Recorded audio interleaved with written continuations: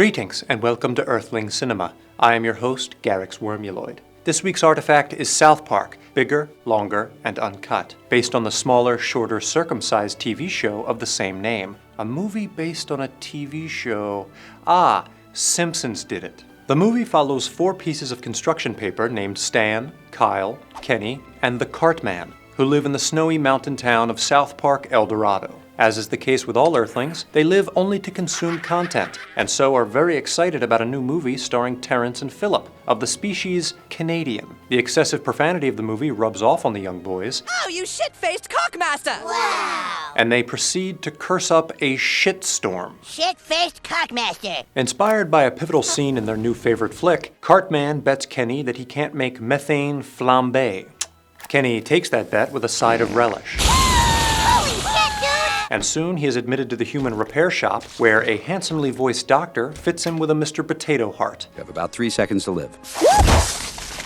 Kenny ships off to a planet called Hell, more commonly known as the Red Planet. There he meets the Chicago Bulls mascot and his lover, an Earth dictator named Saddam Hussein. How come you always want to make love to me from behind? Now that all the kids in South Park are shooting off at the mouth, Fuck, fuckity, fuck, fuck, fuck! their parents blame Canada Canada!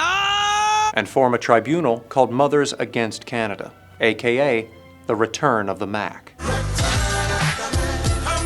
They arrest Terrence and Phillip as war criminals, prompting Canada to bomb the home of America's first family, Alec, Stephen, Daniel, and James Baldwin. And because Americans need no political experience to hold public office, Kyle's mother teams up with President Clinton's husband Bill to declare war on Canada. Terrence and Phillip are executed, and their antioxidant-rich Canadian blood mixes with the oxidants in the soil to open a wormhole, allowing the Bulls mascot and Sodomy to visit Earth. But they immediately start bickering in public like a couple of relationship amateurs who haven't learned to bottle everything up inside. And Kenny encourages the Bulls mascot to send Sodomy back to Gomorrah.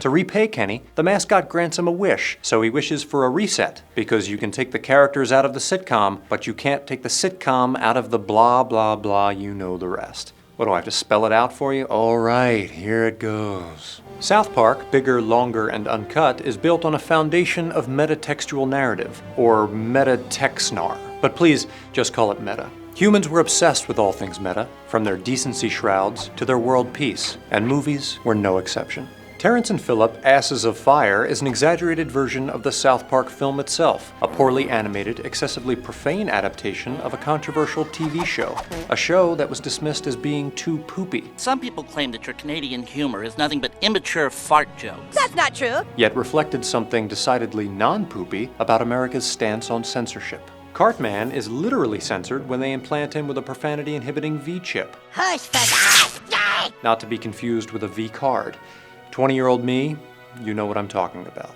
This form of conditioning is reminiscent of that which was used to cure society of violent crime in the sweet, pulpy British novel A Clockwork Orange. Are bad words as deplorable as rape and murder? If you look at Earth's standards of censorship, it would seem so. Just remember what the MPAA says. Horrific, deplorable violence is okay, as long as people don't say any naughty words.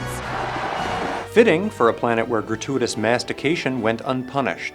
Oh, come on! Oh. Indeed, human priorities were way out of whack, which is the wrong place to be relative to whack. Their culture was such that celebricide was treated with the utmost importance, All the Baldwins are dead? while more glaring injustices were left completely unaddressed. The citizens of South Park would rather go to war than accept accountability for their children. But so goes one of Earth's most sacred traditions: scapegoating.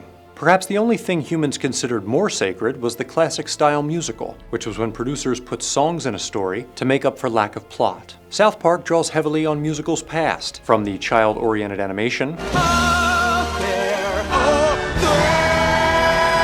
to dramatic live action Though you die, la resistance lives on. to tourism propaganda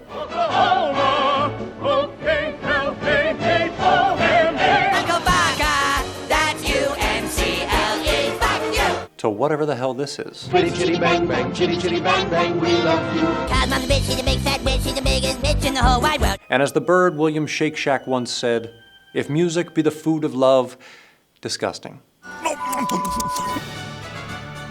For Earthling Cinema, I'm Garrix Wormuloid. Good night, and good fuck. Hey everyone, the January Loot Crate is Invasion.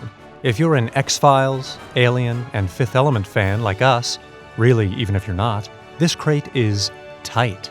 Sign up now and you'll get exclusive items from those epic franchises, plus Space Invaders and more classic sci-fi goodies.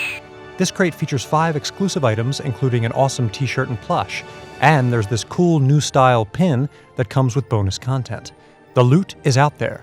You only have until the night of January 19th to subscribe and receive the January crate and these stellar items. So go to lootcrate.com/wisecrack to sign up and enter the code WISECRACK to save 10% on any new subscription. And as always, thanks for watching.